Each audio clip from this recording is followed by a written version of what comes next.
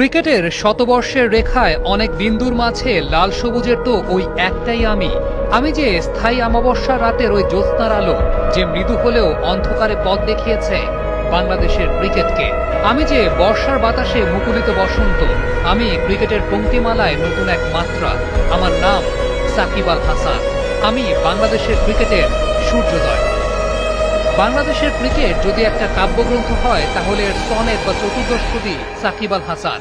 কবি যা রচনা করেন তাই কবিতা, সাকিব যা দিয়েছেন তাই বাংলাদেশের ক্রিকেট।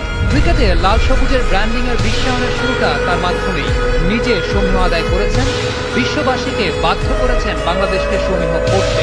বিদেশ বিভ্রে ঘুরতে যাওয়া পর্যটক যখন নিজের দেশের পরিচয় দেয়, ওপাশ থেকে লাল সবুজের এই দেশটার বিজ্ঞাপনে তাকেও শুনতে হয় সাকিব আল হাসানের কথা।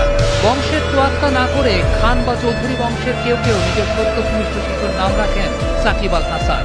কেউ বা নিজের নাম পরিবর্তন করে নিজেই রাখেন সাকিব। কেউ কেউ এক ঝলক সাকিবের সান্নিধ্য পাওয়ার জন্য বিনিদ্র রজনী যাপন করেছেন।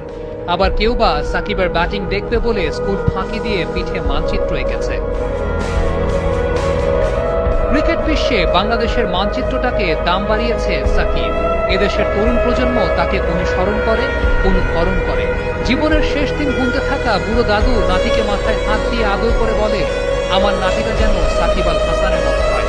একটা প্রজন্ম যেখানে নিজের ব্যক্তিত্বকে সাকিবের মতো করে বহিঃপ্রকাশ করতে চায়, সেই সাকিবের তো সবকিছু মানায় না। যে সাগরে সব জাহাজই যায়, সেই সাগরে সাকিবের জাহাজ যাওয়াটাও কি মানায়? হ্যাঁ, ক্রিকেট আইডিওলজির পুরো দায়ভারটা সাকিব নিয়ে বসেননি, কিন্তু একটা প্রজন্মের গ্রুম আপ আইডিওলজি যে তার দ্বারাই প্রভাবিত।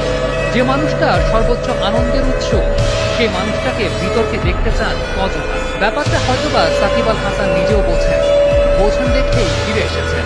জাহাজটা যে সাগরের দিকে ছুটিয়েছিলেন, দক্ষ নাবিকের মতো তা ঘুরিয়েও নিয়েছেন। এই দেশে গর্ব করার মতো অনেক কিছুই আছে, সেই সাথে এই দেশে একটা সাকিব আল হাসানও আছে।